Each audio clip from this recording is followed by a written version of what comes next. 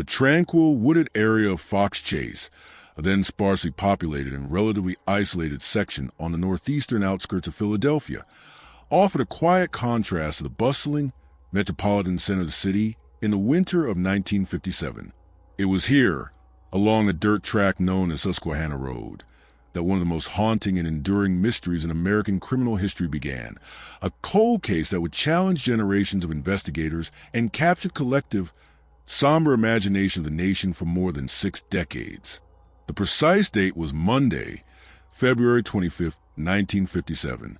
The discovery was initially made not by law enforcement, but by a young man who was reportedly checking his muskrat traps in the dense underbrush that bordered a vocational training school for wayward girls.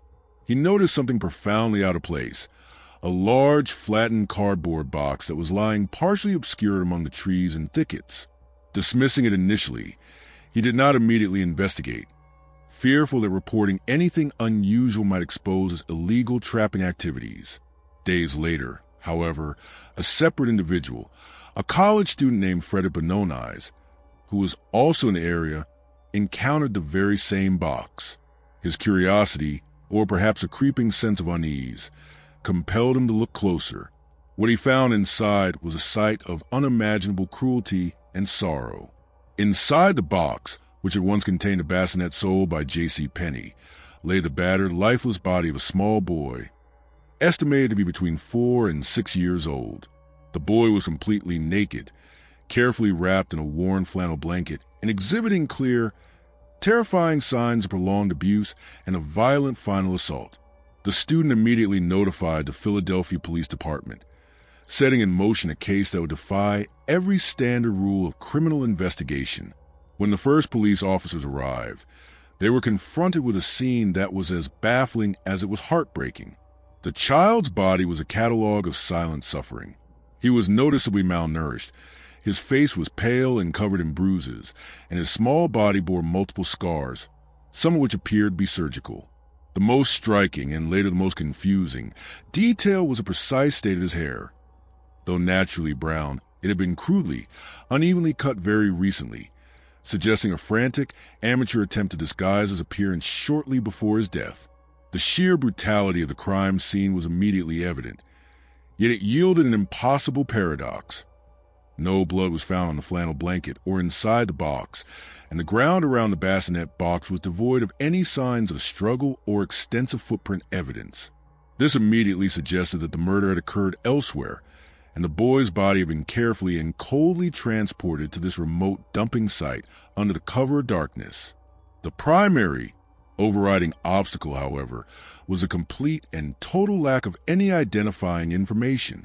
The boy had no clothes, no shoes, no toys, and, crucially, no missing persons report had been filed that matched his description, either locally or nationally.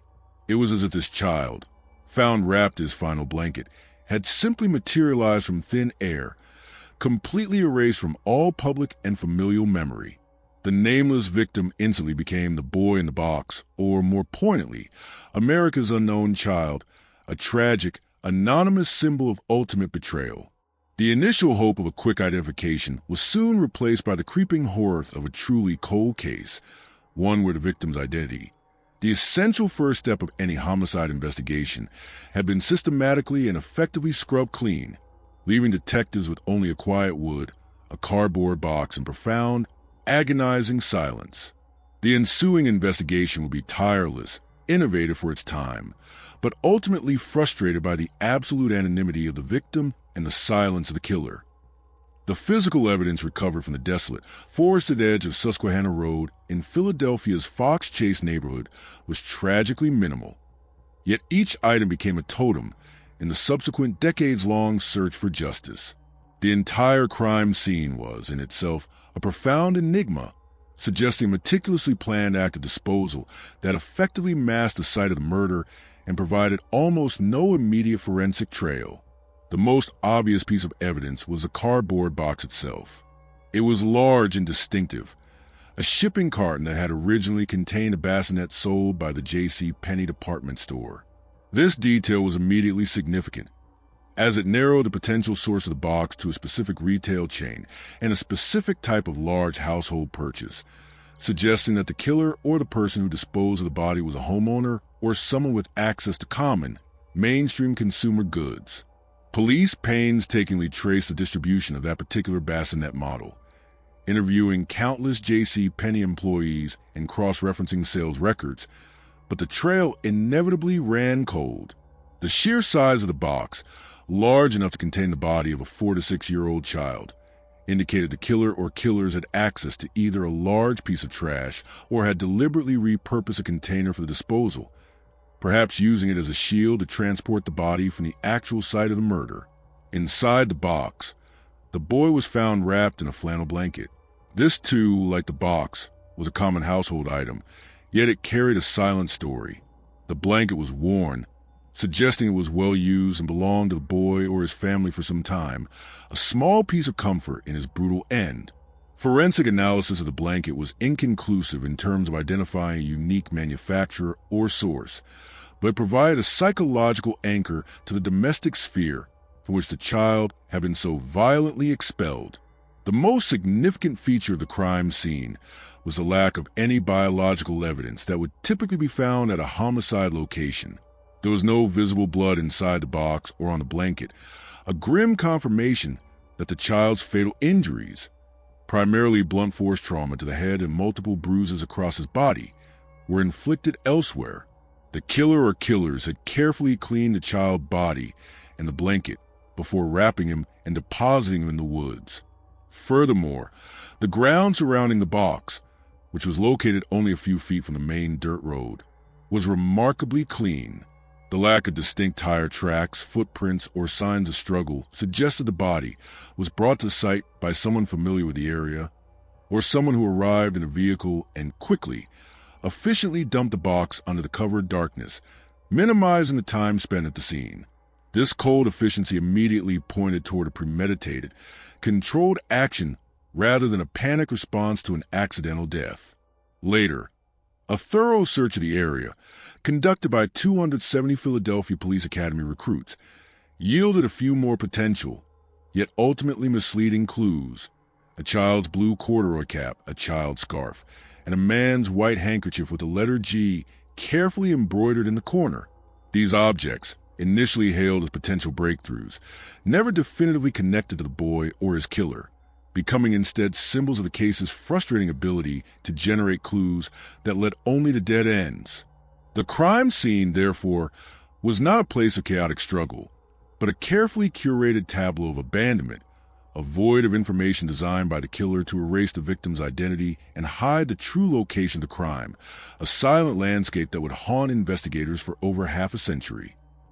The medical examination and autopsy performed on America's unknown child provided the forensic, clinical proof of the vicious brutality inflicted upon the 4 to 6-year-old boy, confirming beyond any doubt that he was the victim of a calculated, cruel, and prolonged pattern of severe child abuse and eventual homicide. The autopsy, conducted shortly after discovery, documented a litany of injuries that painted a devastating portrait of a short life filled with pain and neglect. The most immediate and definitive finding was the cause of death.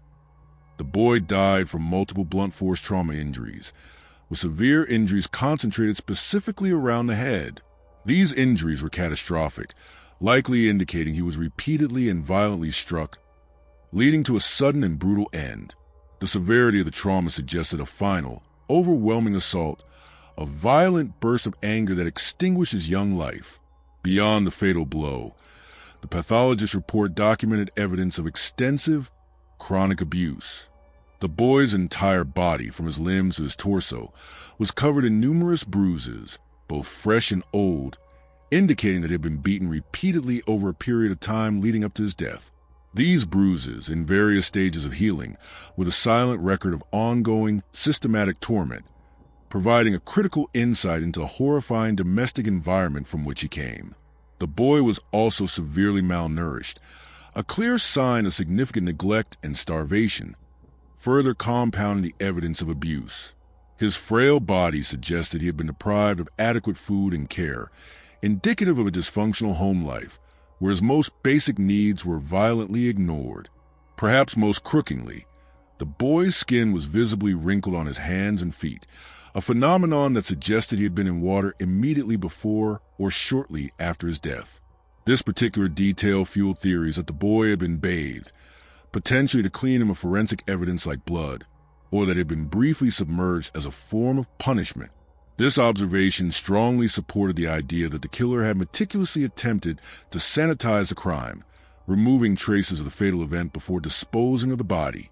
Furthermore, the child exhibited several distinctive scars, including one on his ankle and another on his groin, which appeared to be the result of a surgical procedure. These scars, initially a beacon of hope for identification, were painstakingly traced by police through local hospitals and medical records, but proved frustratingly common or simply untraceable, quickly turning into yet another frustrating dead end. The final, strange detail noted by the medical team was the crude and uneven haircut. The boy's naturally brown hair had been recently and haphazardly shorn, likely with a dull object like scissors or clippers, leaving clumps and uneven patches. This highly specific detail became one of the most important pieces of circumstantial evidence, suggesting a panicked, unprofessional attempt by the killer to quickly alter the boy's appearance and frustrate any rapid identification based on his facial features. The medical findings painted a clear, uncompromising picture. The boy in the box was a victim of sustained, horrific abuse, and his death was not accidental, but a brutal, deliberate homicide. This comprehensive record of suffering became the only definitive truth about America's unknown child. For over 60 years, a chilling testimony etched onto his frail, broken body, constantly urging investigators to find the monster responsible for his agonizing final moments. The initial police investigation launched by the Philadelphia Police Department in February 1957 was a massive, unprecedented undertaking, a desperate, concentrated effort to solve a homicide that lacked the most fundamental element of any case: the victim's identity. From the moment the small body was recovered, the case of the boy in the box became an instant, intense media sensation, immediately captivating the nation and earning the victim the poignant, enduring moniker, America's Unknown Child. The homicide detectives, led by figures like Lieutenant Elmer Palmer, found themselves in an immediate, profound investigative dilemma. Without a name, they had no family to question, no friend to interview, no school record to check, and no context for the child's final days. The entire foundational pyramid of a murder inquiry was inverted. Their first, most immediate strategy was an aggressive, relentless public appeal designed to penetrate the collective consciousness and force a recognition. The boy's post-mortem photograph, a haunting, heartbreaking image of his bruised, vacant face, was widely distributed across Philadelphia and the surrounding states. Posters featuring a composite sketch and descriptions of his injuries were plastered in police stations, post offices, and public squares. Investigators even took the highly unusual, desperate step of dressing the body in children's clothes and positioning him on a makeshift stand to better replicate the appearance of a living child, hoping to spark recognition from a neighbor, a former babysitter, or a relative. This massive public saturation, however, yielded no genuine leads. Thousands of calls flooded the police station, but they were either false alarms, hopeful guesses, or the calls of well-meaning but ultimately confused citizens. Not a single person stepped forward to claim the child, to mourn his loss, or to inquire about a missing boy who matched his description. This eerie silence was the first clue, suggesting a terrifying possibility.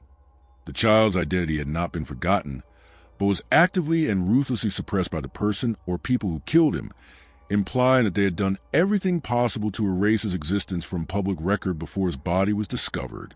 The detectives also launched a painstaking search for the source of the J.C. Penney bassinet box and the flannel blanket.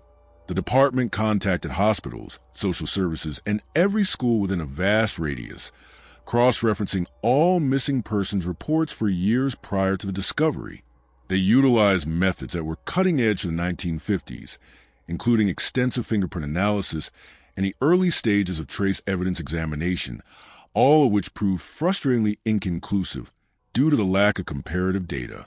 Furthermore, a massive systematic search of the entire wooded area was undertaken by hundreds of police academy cadets, who crawled through the dense brush, searching for any additional small piece of forensic evidence. While this thorough search yielded the minor clues, the handkerchief, the cap, the scarf, none of them ever provided the definitive link needed to move the case forward. The investigation quickly stalled, becoming a bureaucratic nightmare of endless paperwork and dead ends. The sheer anonymity of the victim became the single greatest obstacle, transforming the case into a haunting symbol of failure for the Philadelphia Police Department. The public appeal may have given him a name, America's unknown child, but it failed to give him justice, ensuring that the mystery of who he was and who killed him would silently endure for more than half a century. Among the overwhelming evidence of abuse, two highly distinctive physical clues, the scars found on the boy's body and bizarre, crude haircut, initially offered investigators what they believed were unique pathways to identification. Yet, these very details ultimately became two of the most confusing and frustrating elements of the entire investigation, leading police on lengthy, fruitless chases and cementing the case's anonymous status for decades. The boy's body bore several distinctive scars, but the most prominent and intriguing were located on his ankle and his groin. These were not typical childhood injuries. They appear to be the clean, straight lines indicative of surgical procedures. A surgical scar in a normal investigation would be an investigative goldmine, as it would be tied to specific hospital records, patient information, and a distinct medical history. Detectives in 1957 painstakingly and exhaustively contacted local hospitals, clinics, and medical practitioners across a wide region of the Mid-Atlantic, attempting to match the surgical records with the boy's unique anatomical location and size. They inquired about pediatric hernia repairs, minor corrective procedures, or other common childhood surgeries. The massive effort involved cross-referencing hundreds of patient files from the 1950s, a Herculean task given the limitations of the era's record-keeping technology. However, the search was met with utter silence. Either the records were lost, the surgery was performed in a highly private, specialized, or even illegal setting, or the procedure was far more common than initially assumed, making a definitive, singular match impossible. The scars, which were meant to define his identity, became meaningless lines on a blank canvas, simply adding another layer of unresolvable ambiguity to his past. The other, perhaps more immediately striking feature was the state of the boy's hair. He had naturally brown hair, but had been recently and incredibly crudely cut. The cut was so haphazard and uneven that investigators immediately concluded it was not the work of a professional barber or a careful parent, but rather a panicked, rushed, and amateur attempt to drastically change his appearance. The edges were jagged and some areas were entirely bald, suggesting the hurried use of a dull blade or old clippers. This observation immediately introduced a crucial psychological element of crime. The killer was not only trying to dispose of the body, but was actively attempting to erase the child's identifying features. This frantic effort suggested a deep, intimate connection between the killer and the child. A stranger would have no need to disguise the victim's appearance. Police theorized that the killer was a family member or caregiver who was desperately afraid that the boy would be instantly recognized from photographs or missing person reports. The sheer act of the rushed haircut was a pivotal piece of circumstantial evidence pointing toward the home, the family, and the immediate aftermath of the death. Despite its psychological weight, the haircut offered no tangible forensic path. There was no unique hair follicle structure or chemical trace to follow. The scars and the haircut, therefore, stand as potent symbols of the initial investigation's tragic frustration. They were unique, undeniable clues that spoke volumes about the intimate nature of the crime and the killer's fear, yet they provided no identifiable name, permanently trapping the boy in the box within the anonymity that the killer had so ruthlessly and effectively enforced. Following the initial discovery, a massive, painstaking sweep of the wooded area was initiated by hundreds of police academy cadets who methodically crawled through the underbrush near Susquehanna Road. This dedicated search, while demonstrating the police department's commitment to case, ultimately yielded a collection of minor, common artifacts: a blue corduroy cap, a child's scarf, and a man's white handkerchief, that were initially hailed as potential breakthroughs, but ultimately became the most famous examples of dead ends in the entire investigation. The blue corduroy cap, a relatively common item of the 1950s, was found near the scene. It was a child's cap, but it did not fit the boy's head, raising the immediate question of whether it truly belonged to him or was simply discarded debris left by another person. Police painstakingly circulated images and descriptions of the cap to local dry goods stores and manufacturers, hoping to trace its origin or find a family who recognized a specific style. This search, like the tracing of the J.C. Penney box, led through a labyrinth of common consumer goods, eventually fading into the impossibility of tracing a mass-produced, non-unique item.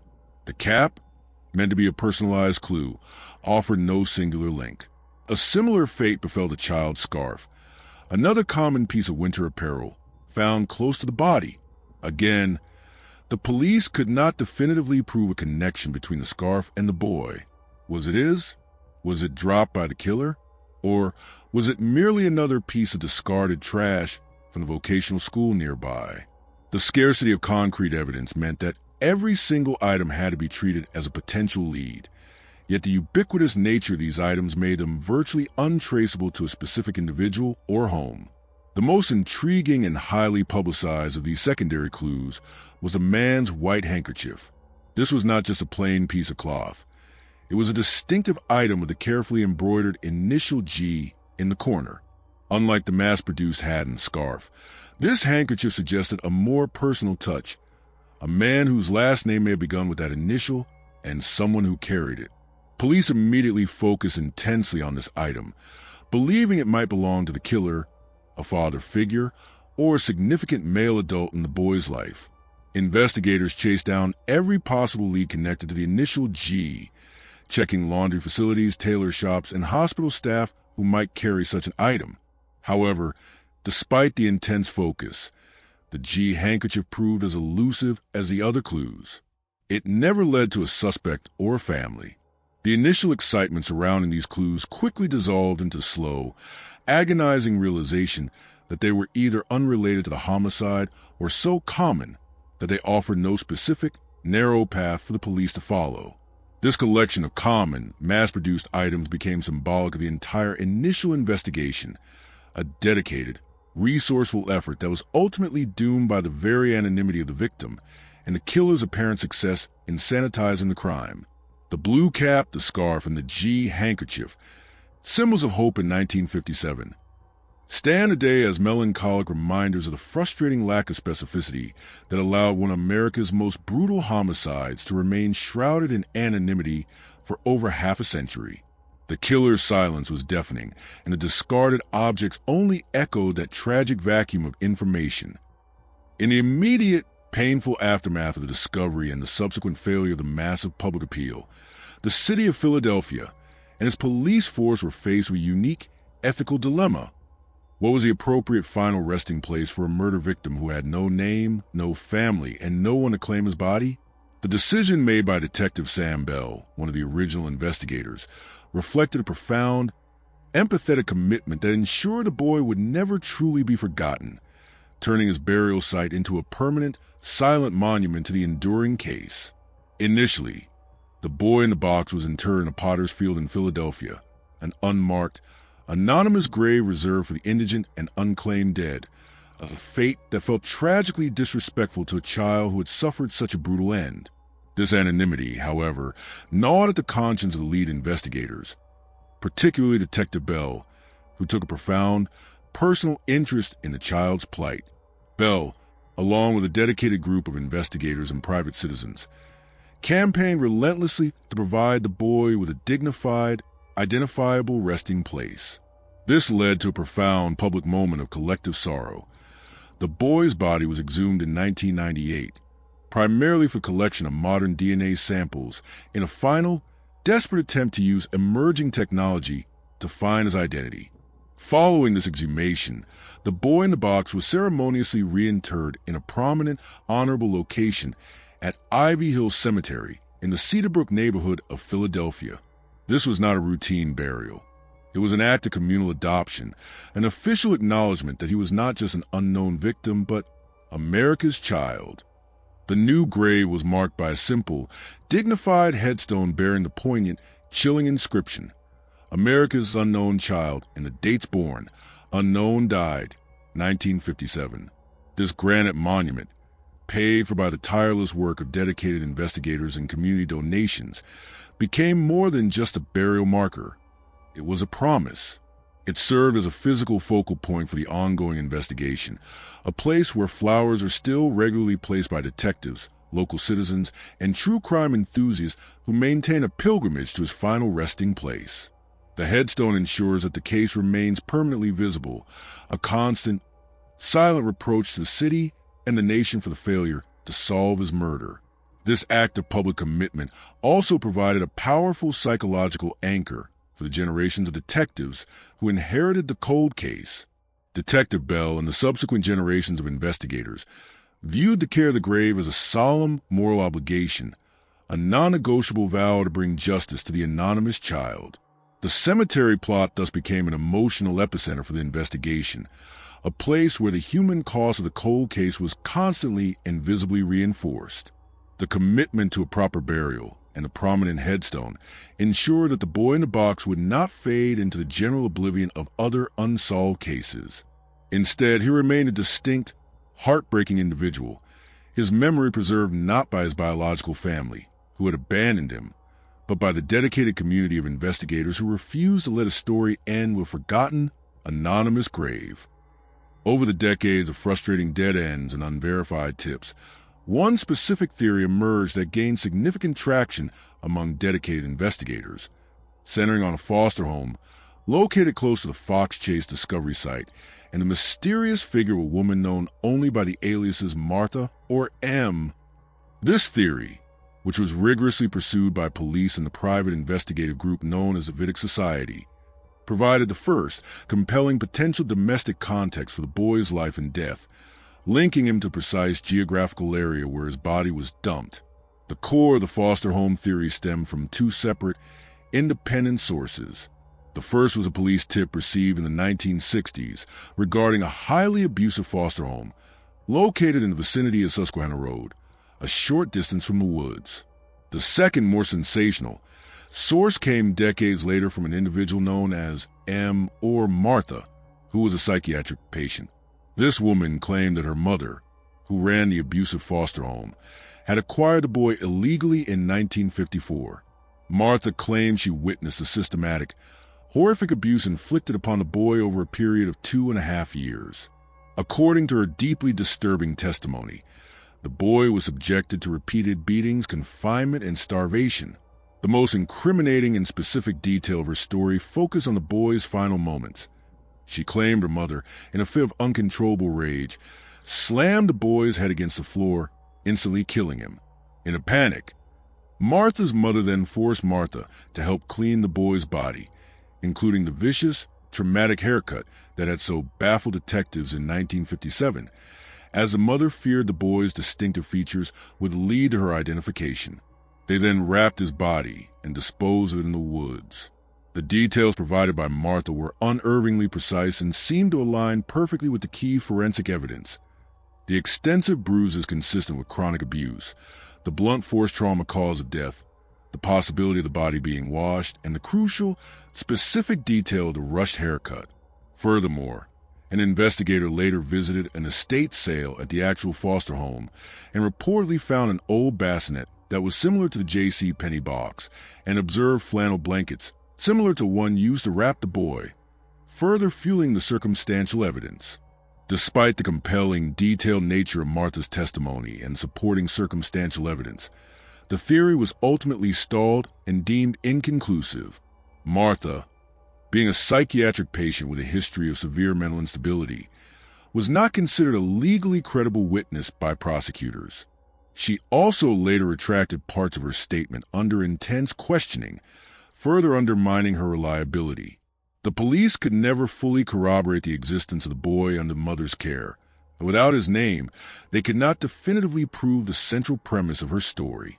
The foster home theory, while the most comprehensive and chilling narrative of the boy's final years, remained a powerful, yet unverified piece of circumstantial evidence. It placed the crime directly into the hands of a known local figure who ran an operation designed to hide abuse, perfectly explaining the child's anonymity. But a lack of a name and a fully credible witness prevented the prosecution from ever bringing the foster mother to justice. The decades-long quest to solve the case of the boy in the box was not merely a matter of bureaucratic police work. It was a deeply personal, obsessive commitment for certain individuals, most notably one of the original investigators, Detective Elmer Palmer. Palmer's dedication transcended the normal bounds of homicide investigation, turning the case into his life's consuming mission and leading him down avenues that were unorthodox, often controversial, but always driven by a profound, personal empathy for the unknown child. Palmer's relentless dedication began immediately in 1957. He was profoundly affected by the image of the small, anonymous boy and the sheer brutality of his death. He carried the boy's post-mortem photograph in his wallet for the rest of his life, viewing it as a silent, constant vow to find the killer. His official investigations were thorough, but his personal pursuit of the case often led him outside the strict confines of standard police procedure, demonstrating the level of desperation and frustration surrounding the case. One of the more controversial steps Palmer took was consulting with a psychic in an effort to unlock the clues that forensic science and traditional detective work could not. While professional law enforcement often views psychic consultation with skepticism, Palmer was open to any possibility that could break the crushing wall of silence. The psychic provided vague, unverified details, but the mere act of consulting one highlighted the sheer desperation that the case evoked in its lead investigator. This unusual action underscored the emotional toll the case took on Palmer, who was determined to honor the boy's humanity where his family had not. Equally dedicated, though operating from a clinical perspective, was Dr. Hyman Engelberg, a Philadelphia pediatrician who became one of the case's most fervent private advocates. Engelberg was not involved in the initial autopsy, but he became obsessed with the boy's medical details, meticulously reviewing the records of abuse, starvation, and the surgical scars. He utilized his professional networking contacts to try and match the boy's unique physical characteristics, the scars, the crude haircut, and the injuries, to any local or regional patient records that might have been overlooked by the official inquiry. Dr. Engelberg, like Palmer, took the case personally, viewing the boy as a profound, agonizing failure of the medical and social systems designed to protect children. The tireless work of Palmer, Engelberg, and later figures from the Vedic Society demonstrated the overwhelming truth of the case. The lack of family for the victim was compensated for by the creation of a vast, dedicated, and emotionally driven surrogate family of investigators. Palmer's obsession became his legacy. He spent the remainder of his long career and much of his retirement chasing down thousands of leads, interviewing witnesses, and following up on every single tip, no matter how improbable. He understood that the greatest threat to the case was not the cleverness of the killer, but the public's forgetfulness. By refusing to let the boy's image fade from his personal life and by constantly advocating for the case, Detective Palmer ensured that the mystery of America's unknown child remained a living, breathing homicide case, always on the edge of discovery, eternally awaiting the final, crucial piece of information that would finally bring his long, tormented quest to a definitive and just conclusion. The tragic anonymity of the boy in the box for more than 6 decades is a stark reflection of the limitations of forensic technology in the mid-20th century. The initial police investigation, while thorough and resource-intensive for its time, was ultimately doomed by its reliance on the basic scientific capabilities of the 1950s, which were simply inadequate to extract and utilize the crucial biological evidence needed to identify an unknown victim. In 1957, the primary forensic tools available to investigators involved rudimentary fingerprint analysis and traditional, subjective methods of trace evidence examination. The boy's fingerprints were taken, but without a corresponding database or record of his prior existence. No birth records, no school files, no hospital records. The prints were essentially useless, representing only an isolated piece of data, with no match to a living world.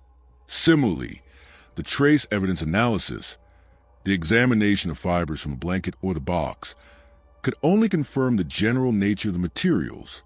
It could not provide the specific, unique markers that modern technology requires to trace an item back to a singular factory, much less a singular individual or home.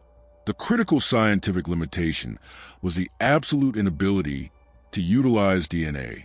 The concept of DNA as a unique identifying marker and its forensic application was decades away from realization. In 1957, investigators could only analyze general blood types, which are far too common to be used for individual identification. They could not extract or amplify the minute amounts of degraded biological material from the boy's remains, the blanket, or the box to establish a unique genetic profile. This failure to access and utilize the boy's unique genetic code meant that the most crucial piece of identifying information, the very blueprint of his existence, remained locked within his body, inaccessible to the science of the era. The case essentially became a waiting game, a tragic race between the decay of his biological material and the slow, relentless advance of scientific technology. Furthermore, the early efforts at facial reconstruction and composite drawing, based on the boy's battered postmortem appearance, were crude and subjective, often failing to accurately capture the subtle features of his face. While necessary for the public appeal, these artistic renderings could not provide the definitive, objective identification that was needed to move the case from anonymous cold case to active homicide. The persistent failure of initial forensic technology led to a profound public realization decades later. To truly solve the case, the child's body needed to be exhumed to harvest the necessary biological material. This act, which occurred in 1998, was a tacit acknowledgement that the science of 1957 was simply insufficient for the task. The exhumation allowed for the preservation of new, more viable tissue samples, which were then stored for decades, waiting for the day when mitochondrial DNA, mtDNA, and later autosomal DNA analysis could finally be applied. The ultimate scientific breakthrough, the one that would finally give the boy his name in 2022, was not achieved in the 1950s, but was a result of the unwavering patience and forward thinking of investigators who meticulously preserved his biological legacy, knowing that one day the science would finally catch up to the tragedy. The Boy in the Box is a poignant example of a case that was rendered unsolvable by the limitations of its time, only to be dramatically resurrected by the genetic revolution of the 21st century. As the official police investigation into the murder of the boy in the box waned to the 1970s and 1980s, perpetually frustrated by the insurmountable obstacle of the victim's anonymity and the stagnation of forensic technology, the mantle of the investigation was slowly but powerfully taken up by a unique collective of dedicated private citizens and forensic professionals. This transition marked a crucial shift in the case, moving it from a purely bureaucratic police file into a passionate, long-term commitment by an organized group of volunteers who refused to let the boy's memory fade into the cold case archives. Central to this renewed dedication was the formation of the Vidic Society, a highly specialized, elite organization based in Philadelphia, founded in 1990 by three passionate individuals: a former FBI profiler, a highly respected corporate security executive, and a dedicated investigative journalist. The society is named after Eugene Francois Vidic, a French criminal-turned-detective who is often credited with founding modern criminology, and their singular mission is to apply their collective, vast expertise, drawn from decades in law enforcement, forensic science, and psychology, to solve challenging cold case homicides pro bono. The Boy in the Box, the ultimate unsolved Philadelphia homicide, naturally became one of the Vidic Society's most compelling and long-standing projects. The Society brought fresh external perspective and a new wave of rigorous, private resources to the investigation, often working in close, essential collaboration with the Philadelphia Police Department's cold case unit. They approached the case with systematic, professional zeal, creating detailed psychological profiles of the likely killer and meticulously re-examining the entire original case file, which by then spanned thousands of pages of interviews, forensic reports, and dead-end leads. Their first major contribution was the re-evaluation of the initial crime scene and the physical evidence. They challenged the accepted interpretations of the G handkerchief and the corduroy cap, exploring new, plausible theories for their presence, and seeking out more obscure, localized leads that the overwhelmed police force of 1957 may have missed. The Vidic Society was instrumental in popularizing and persistently advocating for the foster home theory, providing critical, professional validation to the claims of Martha. They utilized their network to conduct independent inquiries into the background of the suspected foster mother, diligently pursuing any possible circumstantial link that could corroborate the psychiatric patient's shocking testimony. Despite the official police reluctance to pursue the lead due to the witness's lack of legal credibility, perhaps the Society's most significant, lasting impact was their fierce advocacy for scientific intervention. They understood that the ultimate answer lay in the boy's biological material, not the paper files. They were relentless in their calls for the exhumation of the boy's remains, a controversial and emotionally charged undertaking, arguing that the only path forward was a collection of viable biological samples for the emerging technology of DNA analysis. Their organized professional persistence provided the necessary public and political pressure that eventually led to the 1998 exhumation, an essential, pivotal step that secured the biological material, which would ultimately, decades later, unlock the boy's identity. The commitment of the Vidic Society and other private sleuths transformed the boy in the box case into a powerful symbol of collaborative justice, demonstrating that the failure of initial police work can be overcome by the enduring, professional dedication of private citizens who refuse to accept anonymity as the final answer to murder. Their sustained, organized pressure ensured the case remained a live project, waiting patiently for the technological evolution that they were instrumental in facilitating. The year 1998 marked a crucial, pivotal moment in the investigation of America's unknown child, a necessary, ethically complex step driven by the desperate hope that emerging scientific breakthroughs could finally succeed where 6 decades of traditional police work had failed. This moment centered on the reburial and the strategic collection of viable DNA samples from the boy's skeletal remains, an act that transformed the case from a historical mystery into a modern forensic challenge. The initial burial of the boy in the box in 1957 at a potter's field, an unmarked grave, was a final indignity that haunted investigators.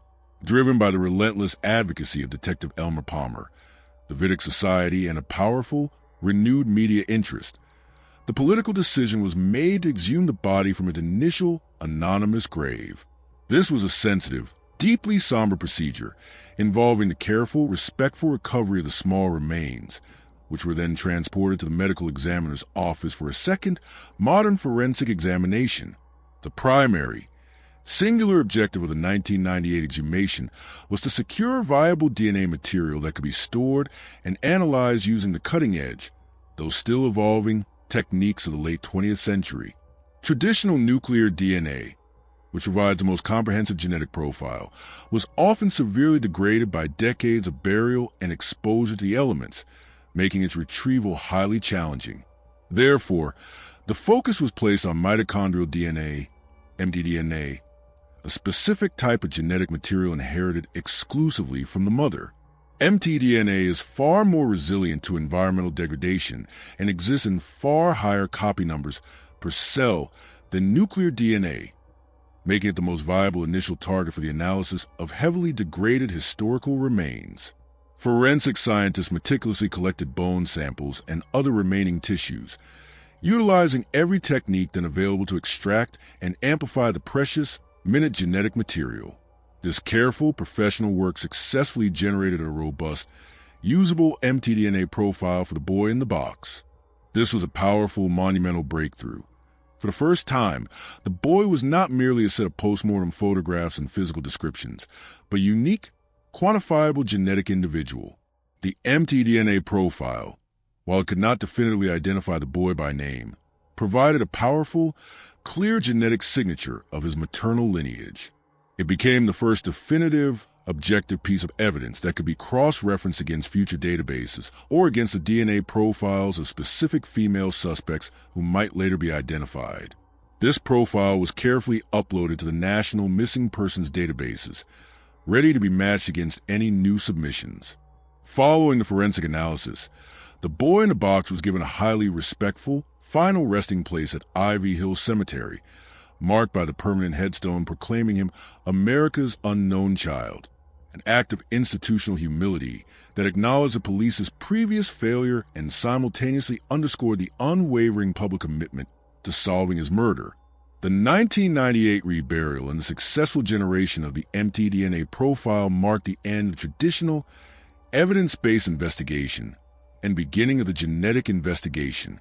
The subsequent 2 decades became a long, agonizing wait for the technology of genetic genealogy to mature, which will allow the mtDNA and later extracted nuclear DNA to be cross-referenced not just against criminal databases, but against the vast, rapidly expanding family trees contained in commercial and public genetic databases.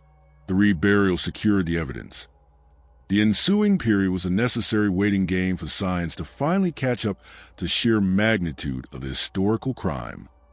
The decades-long survival of the boy in the box as a prominent, compelling national cold case defined the typical fade into obscurity experienced by most unsolved homicides, is owed in large part to the relentless, pervasive, and often heartbreaking power of media representation. The haunting, indelible image of America's unknown child became the tragic face of child abuse and unsolved murder, ensuring that the case maintained a perpetual, agonizing visibility across generations of Americans.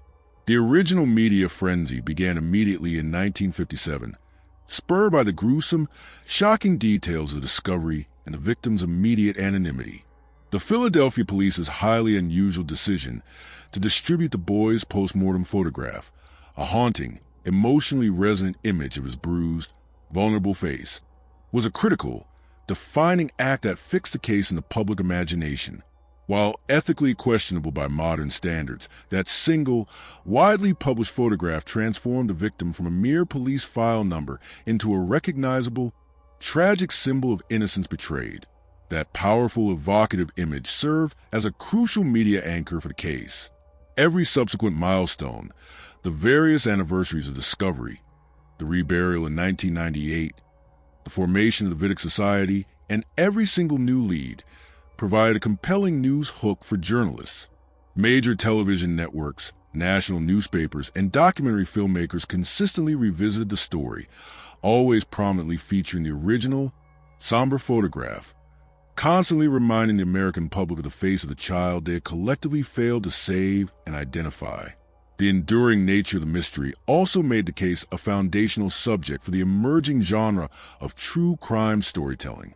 The absence of conclusion allowed the narrative to be constantly rewritten and re-examined, with each new book, podcast, or documentary exploring competing theories: the foster home theory, the carnival worker theory, and various other unverified leads. The ambiguity itself fueled the public's desperate need for resolution, transforming the story into a complex, unsolved puzzle that citizens felt a moral obligation to piece together. Furthermore, The Boy in the Box became a profound cultural touchstone for law enforcement professionals. The story was required reading and continuous discussion among cold case detectives and private investigators across the country.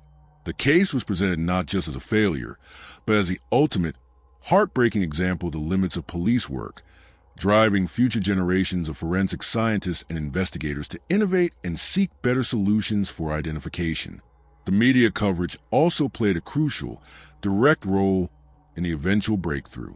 The consistent public visibility ensured that the case files and the boy's physical image remained circulating in the public and scientific sphere.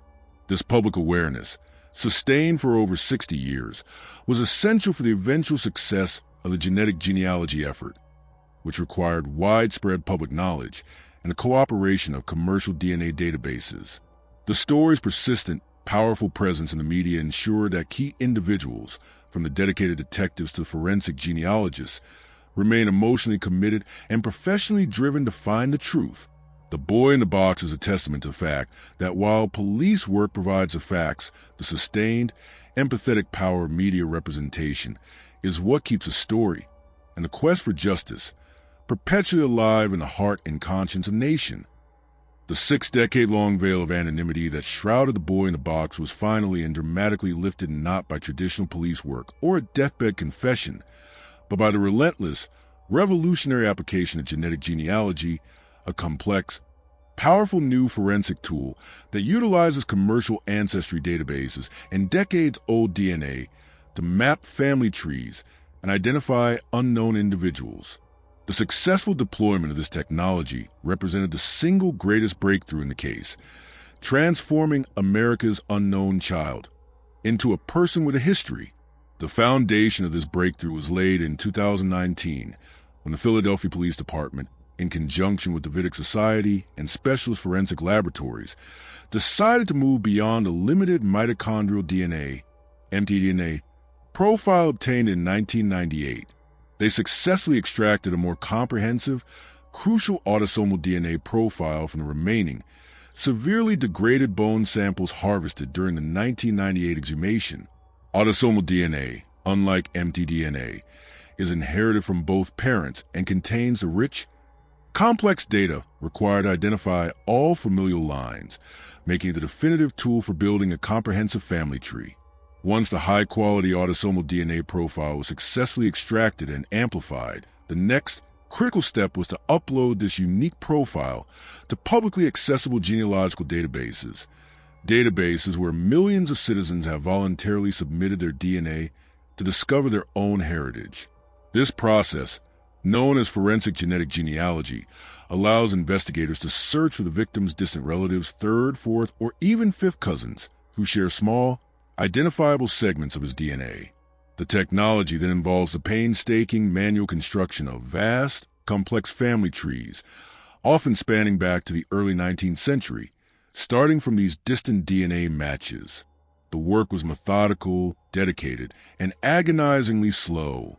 Genealogists, working alongside detectives, had to carefully cross-reference publicly available records, census data, birth records, marriage licenses, and obituaries to bridge the generational gap between the anonymous boy and his living relatives. They followed the intricate, bifurcating lines of the family tree, searching for a single branch that could lead them to boy's direct, immediate parents. This meticulous process eventually succeeded in isolating the boy's direct paternal and maternal lines, effectively converging the two sides of his family tree onto a single pair of biological parents. The investigators then had to discreetly, legally, and professionally secure DNA samples from the identified living relatives, often a difficult task that required extreme discretion to avoid compromising the ongoing murder investigation. The final, powerful confirmation came in late 2022. By comparing the boy's unique genetic profile against the DNA of a carefully selected, living close family member, the investigators achieved a definitive scientific identification, ending the 6-decade reign of anonymity. The genetic genealogy breakthrough was not a sudden stroke of luck. It was a result of a deliberate, sustained, and highly sophisticated technological commitment, proving that no historical crime, no matter how cold or anonymous, is permanently beyond the reach of modern forensic science, provided the key evidence, the victim's DNA, is preserved and patiently utilized. On November 30th, 2022, after 65 agonizing years of silence, the Philadelphia Police Department made a historic, profound, and deeply emotional announcement that finally answered the core question of America's most enduring cold case. The boy in the box had a name. The identity, confirmed unequivocally through the revolutionary science of genetic genealogy, was Joseph Augustus Zarelli. This announcement transformed the case from a generic symbol of unsolved abuse into a specific, personal tragedy, restoring the victim's humanity and providing the first true sense of closure to the generations of police officers and private citizens who had obsessively dedicated their lives to his memory. Joseph Augustus Zarelli was 4 years old at the time of his death in February 1957. The simple, dignified revelation of his name was the result of the relentless, dedicated work that successfully bridged the generational gap between the degraded DNA found in his remains and the living, breathing genetic database of his distant relatives. The police were initially highly circumspect with the details, protecting the identity of the immediate family members who were still crucial to the active, ongoing murder investigation. However, the revelation of his name provided the first tangible, indisputable facts about his origins. He was born on January 13th, 1953, in Philadelphia, confirming that the boy in the box was a local child whose life had been violently and systematically erased within the confines of his own city. The announcement provided the first, essential key to unlocking the true narrative of his final years. Suddenly, the anonymous scars, the crude haircut, the malnutrition, and the brutality of his death were not mere forensic details. They were tragic elements of the life of a specific 4-year-old child named Joseph Zarelli. The case instantly shifted its focus. No longer was the primary question, who was he? The singular, definitive question now became, who killed Joseph Augustus Zarelli? The revelation of his name immediately allowed police to pursue avenues of investigation that had been completely inaccessible for 65 years. They could now access birth records, local census data, and other historical documents related to the Zarelli family and the immediate individuals who were present in his life during his short, brutal 4 years. The anonymity that had shielded the killer for decades was irrevocably stripped away. The public revelation of the name also served as a moment of profound vindication for the original investigators, particularly the late Detective Elmer Palmer and the dedicated members of the Vidic Society, who had maintained their unwavering belief that the boy's identity was recoverable. The discovery provided a solemn, ultimate confirmation of their faith in the pursuit of justice, decades after their initial efforts had failed. The case of Joseph Augustus Zarelli now stands as a powerful, living example of how the relentless dedication of investigators, coupled with the exponential progress of forensic science, can restore the identity of even the most anonymous victims of historical crime. The boy has his name, his humanity is restored, and the investigation now focuses with renewed, uncompromising precision on finding the singular individual or individuals who were responsible for the horrific violence that ended the life of Joseph Augustus Zarelli in 1957. The identification of the boy in the box as Joseph Augustus Zarelli immediately shifted the focus of the murder investigation away from the woods of Fox Chase and squarely into the private, obscured history of his biological family. The key to solving the 65-year-old homicide now lay in meticulously unmasking the complex, hidden, and likely dysfunctional domestic environment from which Joseph was so violently and completely erased. The use of genetic genealogy not only provided Joseph's name, but also directly identified his biological parents, who, by the time of the 2022 announcement, were both deceased. This crucial fact meant that the police could not immediately question the prime suspects, but also simplify the investigation by removing the element of ongoing police coercion and potential alibi fabrication from deceased. The investigation immediately transformed into a historical deep dive into the lives of Joseph's parents, their respective families, their social circles, and their documented or undocumented interactions with local social services in the mid-1950s.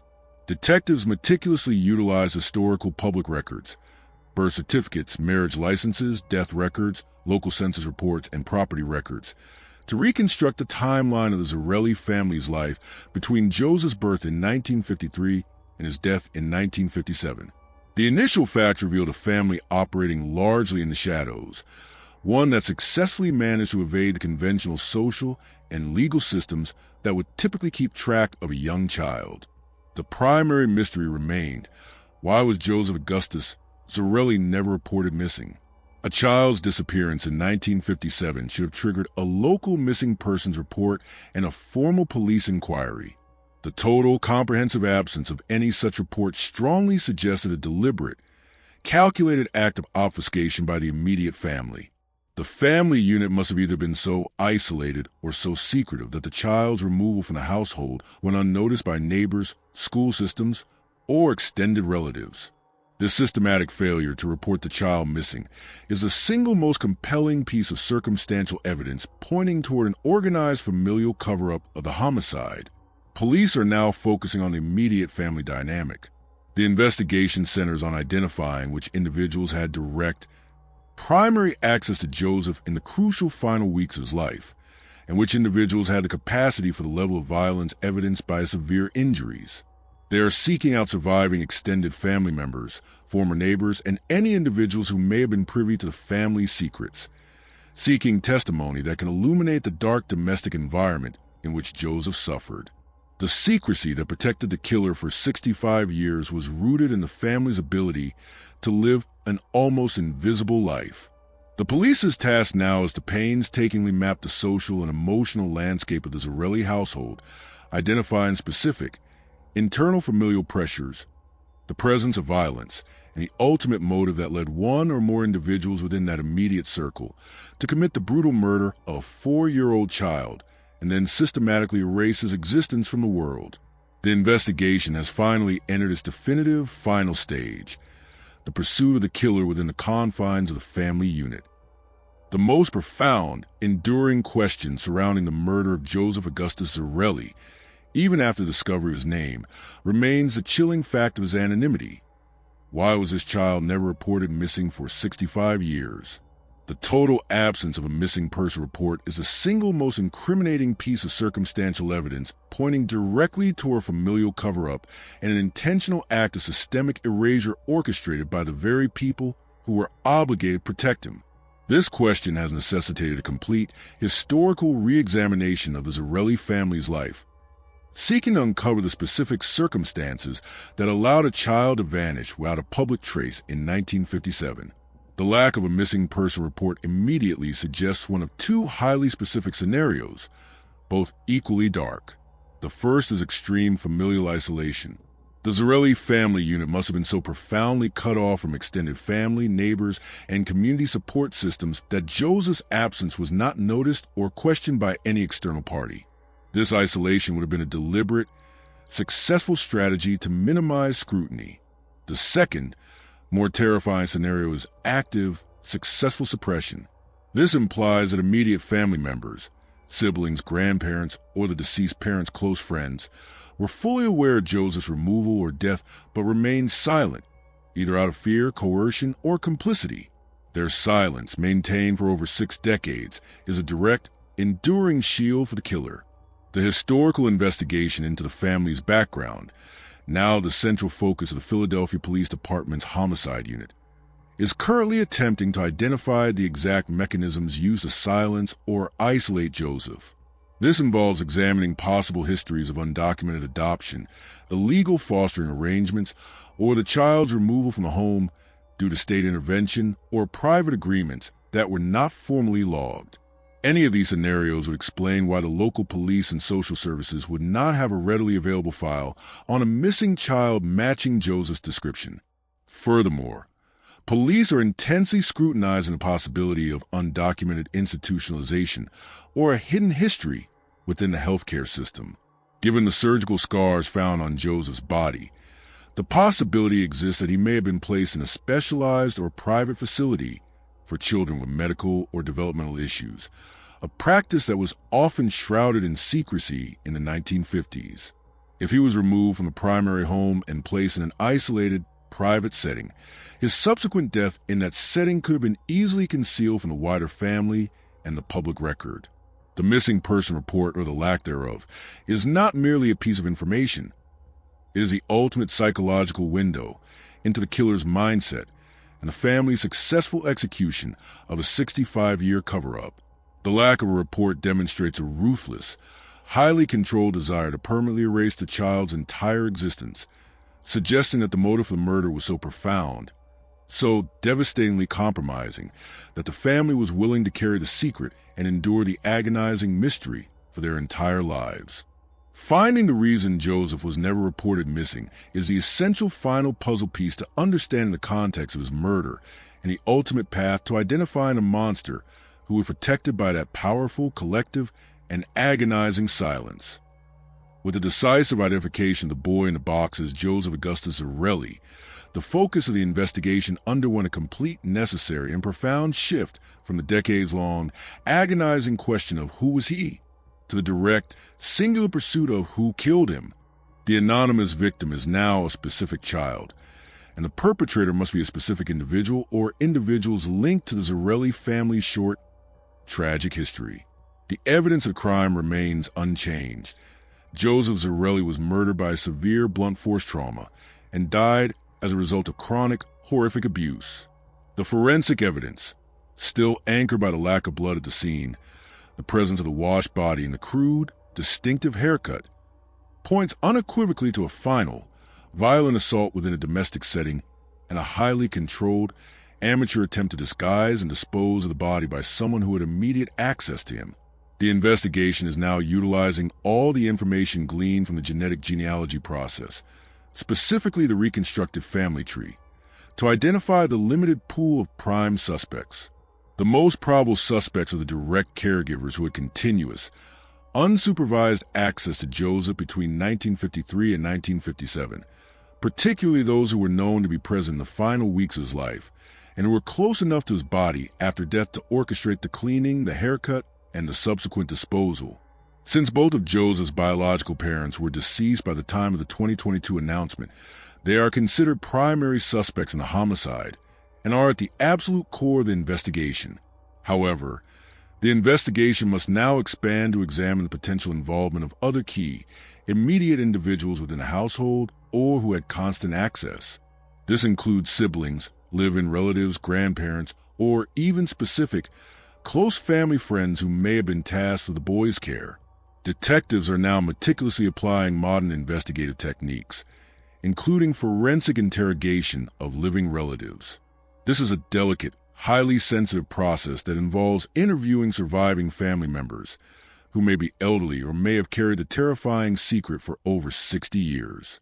The goal is to obtain testimony that can corroborate the signs of abuse within the home, identify who was the primary aggressor, and determine who was ultimately responsible for the fatal blow and the organized disposal of the body in the J.C. Penney bassinet box. The police must now leverage the overwhelming success of the genetic identification to apply intense, organized pressure on the family's 65-year wall of silence. The killer was not an anonymous stranger. The killer was someone Joseph knew, someone he depended on for his most basic care. The ultimate question is now one of motive, opportunity, and the identification of the single individual within that defined family unit who was capable of the systematic, cold-blooded brutality that led to Joseph Augustus Zarelli's agonizing end and the subsequent, ruthless erasure of his identity. The investigation has finally entered its definitive, targeted final chapter, the pursuit of a specific name within a now-known family tree. The successful identification of Joseph Augustus Zarelli has allowed the Philadelphia Homicide Unit to finally narrow the search for the killer from the entire, vast population of the Mid-Atlantic region to a highly specific, limited pool of primary suspects residing within or directly connected to his immediate biological family. The forensic evidence unequivocally points to a homicide committed by a primary caregiver within the domestic sphere, making the identification of the individual responsible a precise, targeted, and emotionally complex task. The biological parents remain the central, core focus of the homicide investigation. Since both are now deceased, the police cannot pursue criminal charges directly against them, but their specific roles, psychological profiles, and personal histories must be fully reconstructed. The investigation is intensely focused on determining which parent was a primary aggressor, which parent was complicit in the systematic abuse and malnutrition, and which parent was ultimately responsible for the fatal blunt force trauma and the subsequent, highly controlled disposal of the body. The goal is to provide the legal certainty of culpability, even if the primary suspects are no longer alive. The second tier of primary suspects includes siblings and extended family members who lived in the Zarelli household or were frequent, prolonged visitors during the period between 1953 and 1957. Any individual who had continuous, unsupervised access to a 4-year-old child who showed visible signs of chronic abuse must be thoroughly vetted. The investigation must now leverage the living siblings and close relatives, who may possess crucial, long-held information about the violent dynamics within the family home. The police are using modern forensic interrogation techniques on these surviving relatives, attempting to pierce the 65-year wall of silence that has protected the killer. The strategy is to utilize the psychological pressure of the newly revealed facts. The child now has a name, and his death is now a formally open, prosecutable case, to elicit confessions or new, crucial testimony that could definitively identify the perpetrator of the fatal assault and the orchestrator of the cover-up. Furthermore, The search is focused on historical anomalies and third-party interactions within the family's history. Detectives are re-examining the entire original foster home theory through the lens of the Zarelli family. Was Joseph ever temporarily or illegally placed with a local foster family? Were there any undocumented agreements that place a child with an outside caregiver who may have been responsible for the violence? The investigation is attempting to bridge the gap between confirmed Zarelli family history and the persistent local rumors that define the initial anonymous investigation. The narrowing of the suspect pool is the single greatest advantage in the current investigation. The police no longer need to search for a phantom killer in the vast American landscape. They are now closing on a specific, definable group of individuals whose short, secretive history with Joseph Augustus Zarelli contains the absolute, final, undeniable truth of who was responsible for his horrific murder and the decades-long, agonizing anonymity that followed. The story of the boy in the box is not yet over. The successful identification of Joseph Augustus Zarelli in 2022 was merely the completion of the first chapter in a 65-year-long pursuit of justice. The definitive final chapter, the identification and successful legal pursuit of the murderer, is now underway. The anonymous victim has been restored to his humanity, and the focus is fixed with absolute precision on the killer. The final verdict on this brutal, historical case must be one of accountability. The murder of Joseph Augustus Zarelli is a crime against humanity, a profound failure of the social systems designed to protect children, and a chilling testament to the power of familial secrecy. The dedicated cold case detectives of the Philadelphia Police Department, supported by the relentless expertise of the Vedic Society and the revolutionary power of forensic genetic genealogy, are now committed to following every single lead within the Zarelli family tree. The ultimate goal is clear: to establish, with legal and historical certainty, the name of the individual responsible for the fatal blunt force trauma and the subsequent cold-blooded disposal of the 4-year-old boy. The final closure requires more than just knowing the name. It requires the public establishment of the truth. Even if the primary suspects are deceased, the police are compelled by moral obligation to publicly announce the final, confirmed culpability, to give Joseph the ultimate dignity of identifying his killer. This act will provide the final, definitive answer to the haunting image of the boy in the box and serve as a powerful testament to the fact that no child's murder is ever truly forgotten or beyond the reach of justice. The ongoing investigation is a testament to the fact that while time can bury the body, it cannot erase the genetic evidence or the human conscience. The investigation is now a direct appeal to the community and the surviving family members who have carried this terrifying secret for decades. We call on the public, particularly those who were neighbors, extended relatives, or acquaintances of the Zarelli family between 1953 and 1957, to come forward immediately with any information, no matter how small or insignificant it may seem. Do you remember Joseph? Did you witness abuse? Did you hear a secret?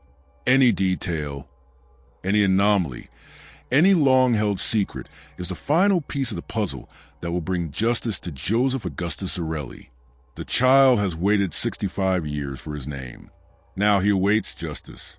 His is the ultimate cold case, and the truth lies within the final silence that must and will be broken.